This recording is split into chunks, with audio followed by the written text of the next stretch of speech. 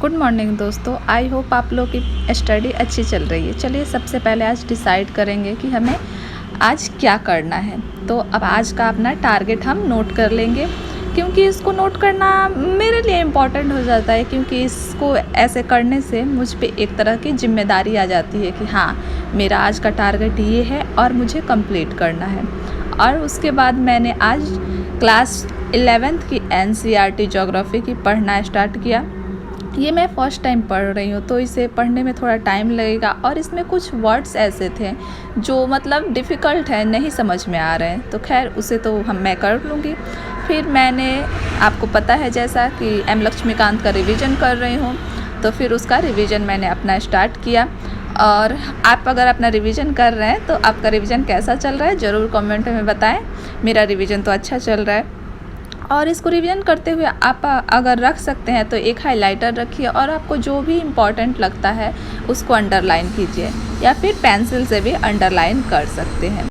Polity का revision complete करने के बाद फिर मैंने कुछ देर के लिए ब्रेक लिया, फिर अपने स्टडी के लिए आ गई। और मेरा टारगेट था आज वर्ल्ड हिस्ट्री का रिवीजन करना, मतलब जो क्लास सर करा रहे हैं उसका PDF दिए हुए हैं, उसके थ्रू मैं अपना हिस्ट्री कर रही हूँ, वर्ल्ड हिस्ट्री।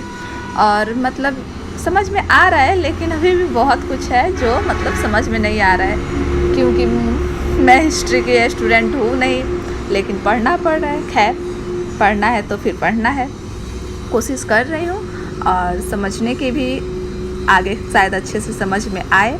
अभी स्टार्टिंग है तो थोड़ी बहुत दिक्कत हो रही है। खैर, ये भी दिक्कत धीरे धीरे सही हो जाएगी। मैं अपना बेस्ट देने की कोशिश करूँगी। हिस्ट्री का रिवीजन करने के बाद मैंने कुछ देर के लिए ब्रेक लिया और मैं थक चुकी थी, इसके लिए मैंने मैंगो जूस बनाया और उसे अच्छे से एंजॉय किया, क्योंकि गर्मी बहुत है और थोड़ा ब्रेक भी बनता है। उसके बाद फिर मैं अपनी स्टडी के लिए आ गई और जनरल ज्योग्राफी के लिए सचिन सर ने PDF दिया था, उसको मैं एनालाइज कर रही थी, मतलब इसको अच्छे से देख रही थी कि मतलब क्या है क्या ऐसे। और इसको अच्छे से पढ़ने के बाद और जो भी मुझे इम्पोर्टेंट लग रहा था उसको मैं नोट डाउन कर रही थी।